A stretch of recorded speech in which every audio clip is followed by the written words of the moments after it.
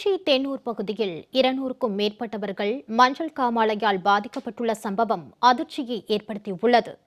திருச்சி மாநகராட்சிக்கு உட்பட்ட தேனூர் பகுதியில் உள்ள 28வது மற்றும் 29வது வார்டுகளில் ஏராளமானோர் வசித்து வருகின்றனர்.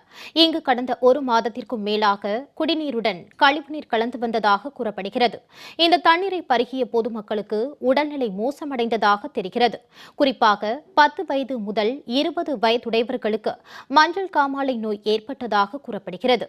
இதுகுறித்து சம்பவ இடத்தில் அதிகாரிகள் சோதனையிட்ட பிறகும் குடிநீருடன் கழிவுநீர் கலப்பதாக பொதுமக்கள் குற்றம் சாட்டி வருகின்றனர். இந்த பிரச்சினைக்கு நிரந்தர தீர்வு காண வேண்டும் எனவும் மாவட்ட நிர்வாகத்திடம் கோரிக்கை விடுத்துள்ளனர். ரெண்டு பிள்ளைங்களும் மஞ்சள் காமாலை கரியாப்படிக்கு தான் போகிறோம். கரியாப்படி மருந்து ஊற்றி வச்சிருக்கோம். இந்த தொடர்ந்து இந்த ஏரியாவில் ஃபுல்லாக எல்லாத்துக்கும் மஞ்சள் காமாலை வந்துகிட்டே இருக்கு. லைனாக நம்ம பேர் ஃபோன் பண்ணி சொன்னோம்னா அசால்ட்டாக பதில் சொல்கிறாங்க. எந்த பார்க்க மாட்டேங்கிறாங்க யாரும். என்ன இது கூட பார்க்க மாட்டாங்க. ஃபோன் பண்ணால் பார்த்துக்கலாம் அப்படிங்கிறாங்க. ரெகுலராக பிள்ளைகள் மஞ்சள் காமாலை வந்துகிட்டே இருக்குது. தண்ணி சரியில்லை, கழிவுநீர் கலக்குது தண்ணியில். இந்த தென்னூரே மஞ்சகாமலை தாங்க. யாரை பாரு அந்த கரியாப்பட்டியில தான் நிற்கிறாங்க.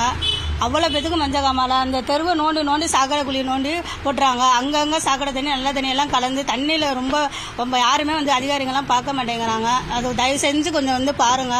ஒரு வீட்டில் ஒருத்தருக்கு வந்தால் அந்த வீட்டு குடும்பத்துக்கே அந்த மஞ்சகாமலை வந்துருக்கு. எல்லாம் ஆஸ்பத்திரியில் பார்க்குறாங்க, சரியாகலை. எல்லாம் கரியாப்பட்டி புதுக்கோட்டை போய் கரியாப்பட்டின்ற ஊருக்கு எல்லாம் போயிடுறாங்க. கரியாப்பட்டியில் தென்னூர் ஜனங்க தான், பிள்ளைங்க குட்டிங்க தான் முதலிடத்தில் இருக்குது. கொஞ்ச நாளாக ஒரு 3 மாசமா மஞ்சள் வந்துகிட்டே இருக்குது. ஒவ்வொருத்தவங்களுக்கா வந்து இப்போ தொடர்ந்து இப்போ ஏரியாவுக்குள்ள ஒரு வீட்டுக்கு மட்டும் 3-4 பேத்துக்கு வருது. இப்போ 3 மாசமா அதிகமாக வருது. தண்ணி கலங்கலா வருது. எங்களுக்கு மோரி வாடை அடிக்க தண்ணியில் நல்லாவே இருக்க மாட்டேங்குது. பிள்ளைங்களுக்கு இதனால ஒவ்வொரு வீட்லயும் ஒரு பிள்ளைக்கு தான் இன்னொரு பிள்ளைக்கு வந்துருது. அப்படியே மஞ்சள் தொட்டு வந்துருது.